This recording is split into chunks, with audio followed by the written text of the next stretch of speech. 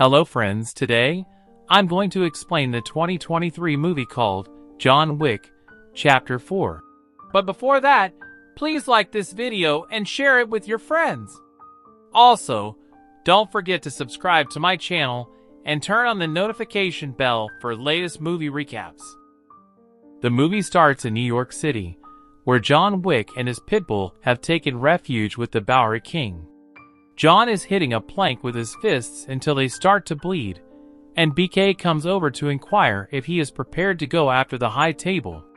John simply replies, "Yeah." John proceeds to travel to Morocco, where he pursues men who work for the Elder on horseback. After slaying those men, John confronts the Elder for his ring, even though he is informed that the ring is absent. John then proceeds to eliminate the Elder before leaving. Upon returning to New York, Winston and Sharon are summoned by the Harbinger to meet the Marquis de Graymont, who is dispatched by the High Table. They have been informed of the Elder's death, and the Marquis criticizes Winston for failing to assassinate John. As a result, the Marquis condemns and destroys the New York Continental. Winston is declared excommunicado, and to add insult to injury, the Marquis shoots Sharon in the chest. Winston remains by his friend's side as he passes away, stating that it should have been him. In Paris, a retired blind assassin named Cain stands in a park while his daughter, Mia, plays the violin nearby. The Marquis, a member of the High Table, summons Cain to hunt down John. Cain refuses, but the Marquis threatens Mia's life, forcing Cain to reconsider. Meanwhile, John travels to the Osaka Continental, managed by his longtime friend Shimazu Koji, who employs his daughter Akira as a concierge. Koji agrees to hide John on the roof, but Akira is hesitant to trust him. Soon, Chitty, the Marquis' right-hand man, and his hit squad arrive to lure John out. Koji's men retaliate, firing arrows in the dark to fend off the High Table assassins. When the hitmen finally reach the roof, John seizes his gun and unleashes his lethal skills. Although Koji's guards were successful in fending off the majority of the High Table's hired assassins, Cain makes his appearance and commences his own bloodbath. He cunningly lays traps to discern the location of his targets before using his sword and gun to eliminate them. During the commotion, Akira contributes to the fight, but is gravely injured after being shot. John assists her and Koji in escaping while he carries on fighting, employing a pair of nunchucks to defeat several enemies. Cain and John cross paths, and despite their prior friendship, Cain decides to go after John for Mia's sake. The two engage in a brief skirmish, but John manages to flee. Amidst the chaos, a tracker known as Mr. Nobody and his German Shepherd emerge, killing some of the assailants going after John. While he also wants the contract on John's head, Mr. Nobody refuses to accept the current bounty of $20 million, and instead opts to assist John. As Koji and Akira attempt to flee, they come across Cain, an old friend of Koji's. However, Koji forbids Cain from pursuing John, and they engage in a sword fight. Even after it seems Koji is allowed to leave, he keeps up the battle until Cain lands a fatal blow. Akira cradles her father's lifeless body and tries to grab his sword to avenge him, but Cain advises her against it, not wanting her to share the same fate as her father. He tells her they will meet again before she leaves. At the train station, Akira confronts John and blames him for her father's death, demanding that he kills Cain or she will. Meanwhile, Winston meets with Bowery King, knowing that their proximity to John makes them targets. The Harbinger also speaks to the Marquis about the excessive violence at the Osaka Continental, but the Marquis justifies it as necessary to destroy the idea of John Wick as an invincible and untouchable figure. Later, Mr. Nobody approaches the Marquis and demands a $23 million contract for killing John. In response, the Marquis impales Mr. Nobody's hand and forces him to choose between pulling the knife out or his hand out to determine where his loyalty lies. Mr. Nobody pulls his hand out, injuring it in the process, and the Marquis agrees to honor his request.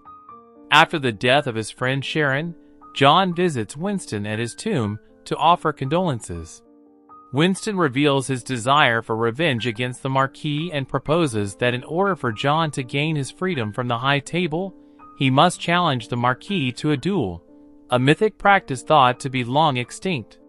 The only people who can support John in his endeavor is his family, but the Ruska Roma tore his ticket and severed ties with him. With no other options, John sets out to locate his family. He travels to the Ruska Roma's Berlin enclave, where he is initially greeted with hostility by the priest and bound with a noose. Eventually, John meets his adoptive sister, Katia, who is upset with him for causing the Marquis to order her father's execution after John killed the elder. John offers to help her find redemption, and she commands him to take out Killa, the German High Table member who killed her father. At Killa's nightclub, John encounters Kane and Mr. Nobody, who have tracked him down.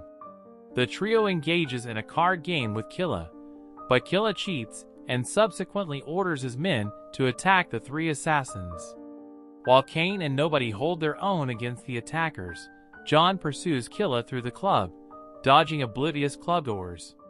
John uses a card to slice Killa's neck and engages him in a physical altercation, although Killa's size and strength give him an advantage.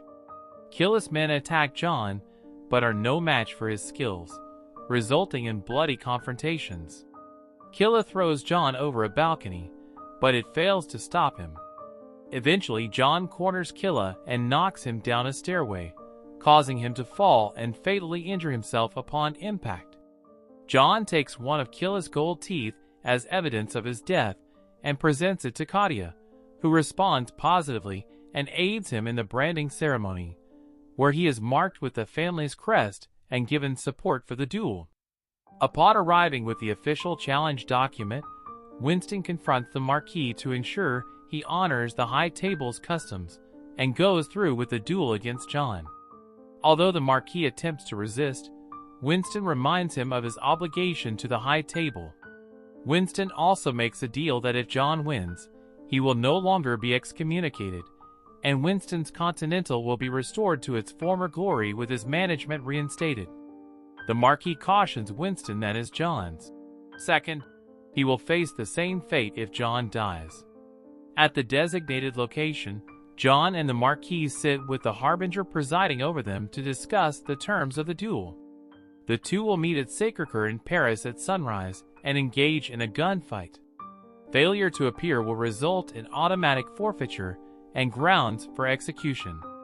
Kane will be the Marquis' second, and he agrees to free Kane and his daughter if he succeeds in killing John. John arrives at a church to pay his respects to Helen, where he meets Kane.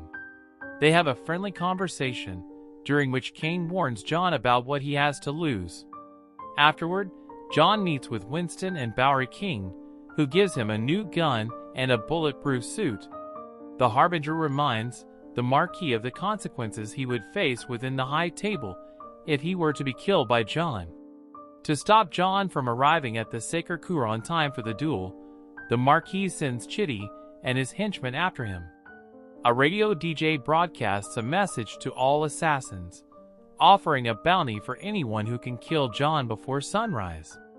As John tries to make his way to the Sacré-Cœur, he is relentlessly pursued by a swarm of assassins. He battles gunmen on the streets, and even gets caught up in traffic around the Arc de Triomphe, either shooting his enemies or letting them get hit by cars. The High Table continues to track John's movements, leading to more assassins going after him.